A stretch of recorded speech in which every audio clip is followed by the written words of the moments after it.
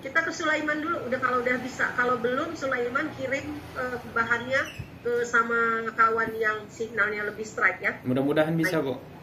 Oke, lanjut. Baik, untuk Ahmad Sulaiman saya persilakan pemaparan tugasnya. Baik, terima kasih Ibu Armel. Izin Ibu penguji bagikan layar. Oke. Udah kelihatan, Kak? Oke. Masih proses? Baik, sudah terlihat. Oke. Bismillahirrahmanirrahim. Assalamualaikum warahmatullahi wabarakatuh. Yang saya hormati Bapak Coach Dr. Hieronymous Godang, Ibu penguji Ibu Gadis Melani Rusdi SH, dan Ibu mentor yang sudah berhadir dari tadi, Ibu Khadijah Rai SPD yang juga sebagai kepala sekolah. Perkenalkan, nama saya Ahmad Sulaiman. Saya adalah peserta Latsar CPNS dari Mandailing Natal, bertugas di SD Negeri 136 Hutatonga sebagai guru agama Islam. Izinkan saya melaporkan laporan aktualisasi dan habituasi selama Latsar ini dengan judul meningkatkan kemampuan membaca Al-Quran siswa kelas 5 Sekolah Dasar Negeri 136 Hutatonga Mandailing Natal.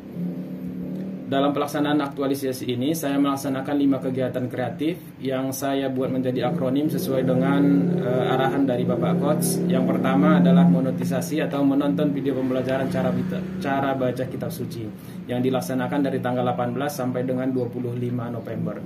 Kemudian yang kedua, menerapkan selamat pagi atau setiap awal pembelajaran agama Islam dilakukan pembacaan kitab suci yang dilaksanakan dari tanggal 26 sampai dengan 17 Desember. Kemudian membuat gesit bacaan atau gerakan setiap Jumat baca Al-Quran di sekolah dari tanggal 26 sampai dengan 17 Desember.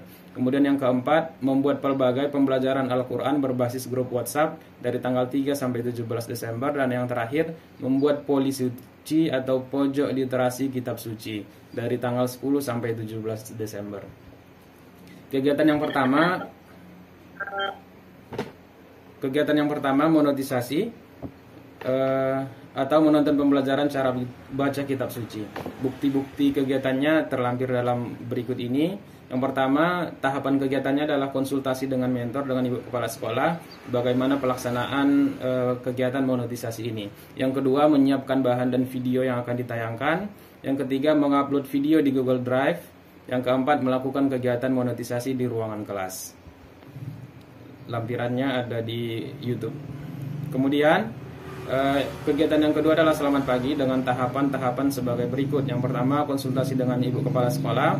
Kedua, menyiapkan bahan dan perlengkapan. Yang ketiga, mensosialisasikan kepada peserta didik bahwa akan dilaksanakan setiap awal pembelajaran kita akan membaca kitab suci. Kemudian yang keempat, melakukan kegiatan selamat pagi atau setiap awal pembelajaran membaca kitab suci. Kegiatan yang ketiga adalah gesit bacaan, gerakan setiap Jumat baca Al-Quran dengan tahapan kegiatan sebagai berikut: berkonsultasi dengan Ibu Kepala Sekolah, menyiapkan bahan dan perlengkapan, mensosialisasikan kepada peserta didik, kemudian melakukan kegiatan gerakan baca Quran setiap Jumat. Hambatannya pada pelaksanaan ini, waktu terlalu singkat karena jam 8 harus masuk ke dalam kelas. Jadi waktunya terlalu singkat sehingga solusi yang saya berikan adalah menggunakan per kelompok. Jadi semua siswa bisa membaca Al-Quran dengan kelompok dan meminta bantuan guru lain juga untuk bisa membimbing dan mengajari siswa yang tidak ada pembimbingnya. Kemudian yang keempat, membuat kegiatan pelbagai pembelajaran Al-Quran berbasis grup WA dengan tahapan kegiatan sebagai berikut. Yang pertama, berkonsultasi dengan mentor. Kemudian yang kedua, menyiapkan bahan dan meminta nomor peserta didik. Yang ketiga, mensosialisasikan kepada peserta didik. Dan yang keempat, melakukan kegiatan pelbagai pembelajaran Al-Quran berbasis grup WA. Hambatannya di sini adalah tidak semua siswa memiliki nomor handphone. Dan solusi yang saya berikan, menggunakan nomor handphone. Setiap siswa yang tidak mempunyai nomor handphone boleh ke rumah temannya yang memiliki handphone. Jadi saling bekerja sama juga. Kemudian yang terakhir, poli suci atau pojok literasi kitab suci. Tahapan kegiatannya berkonsultasi dengan mentor, menyiapkan bahan dan perlengkapan di kelas, kemudian mensosialisasikan kepada peserta didik, dan yang terakhir melakukan kegiatan poli situ atau pojok literasi kitab suci yang terlaksana dengan baik. sebagai kesimpulan dalam pelaksanaan aktualisasi ini, yang pertama, modernisasi setelah kegiatan ini terlihat peserta didik semakin giat belajar membaca Al-Quran dan termotivasi untuk memperbaiki bacaan Al-Quran, karena di video monetisasi juga saya berikan motivasi-motivasi sebagai penguat untuk anak-anak membaca Al-Quran dan lebih giat lagi membaca Al-Quran. Kemudian yang kedua, kegiatan selamat pagi. Setelah kegiatan ini peserta didik mendapatkan dampak positif, menjadi peserta didik terbiasa dengan membaca Al-Quran, mempelajari Al-Quran bersama-sama sebelum pelaksanaan pembelajaran. Kemudian gosip bacaan, setelah kegiatan ini peserta didik menjadi terbiasa dengan membaca Al-Quran, mempelajari Al-Quran bersama-sama di setiap hari Jumat.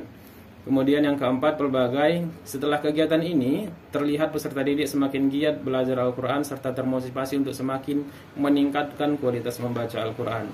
Ini terlihat dari respon mereka di WA, bertanya kapan lagi upload video Pak gitu.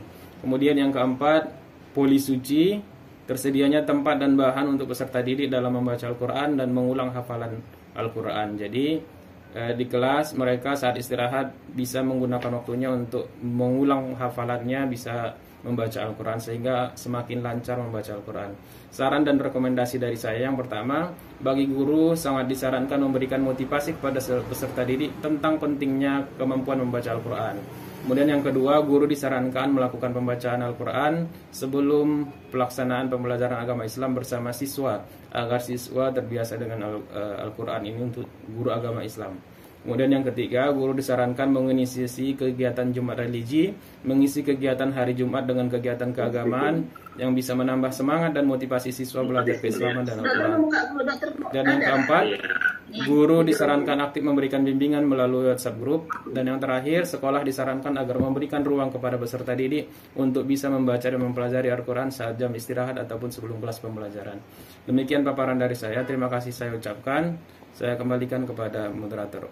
Assalamualaikum warahmatullahi wabarakatuh. Terima kasih kepada Bapak Ahmad Sulaiman atas paparannya. Selanjutnya kepada